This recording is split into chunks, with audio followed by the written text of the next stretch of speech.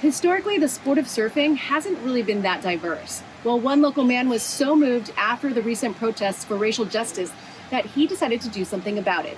I'm Angela Sun in Santa Monica, California, where we are about to color the water. Sand and salt water are usually always on the agenda for David Milana, but this summer has been much busier than usual. He came up with the idea of Color the Water after going to a surf paddle out event for George Floyd, a Minnesota man who died at the hands of white police officers in May. The San Dimas native noticed very few people of color, and for those that were there that day, the disparity of surfing levels between the white surfers and those of color were starkly different.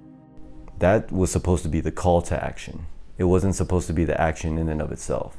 So in that way, it was like, how do I make these anti-racist sentiments part of my daily practice? David's heart for others is hardwired in his soul. He has traveled the world serving in Peace Corps for 5 years after college and now teaches media literacy and also founded a nonprofit in honor of his late mother.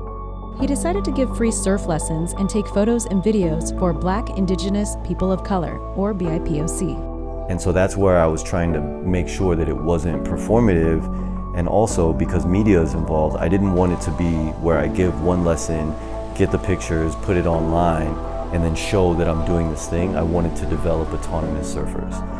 After Black Surfers Instagram posted a photo of David's announcement, the community started to grow. And so it's been really organic, and I'm really proud that the leadership of it also is a majority Black. So what would you say to people who are like, you're Filipino, you're not Black? How do you identify or not identify? Black leadership is crucial in a project like this, where me as an Asian American man, the best that I can do is be an intermediary in this racial struggle. You know, my father enjoyed a lot of the rights that he has off of the back of the civil rights movement, where the sacrifices were made mostly by the Black population. So in that way, you know, I'm very aware of who I am in this struggle as well as who I'm not. One of the leaders and co-founders of Color the Water is David's friend Liz Jackson, an active travel guide who is usually somewhere outdoors leading trips around the world. But since the pandemic began, the native Angelino has been home and wanted to contribute to the cause. Literally starts with a hashtag. You know, David put out this hashtag, Color the Water, and all of a sudden people started showing up. And, when we're out in the water, there's people that are walking by, they see us out there and they're like, well, what's going on? They're asking questions.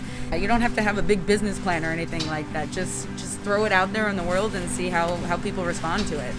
Our dream of dreams is to be able to have our own headquarters, and be able to really be a surf house, a place where we can commune, we can analyze media, we can do more creative media that helps every person in this intersectional group speak their truth while we show their surfing journey, to legitimize and solidify the space so that it's truly sustainable.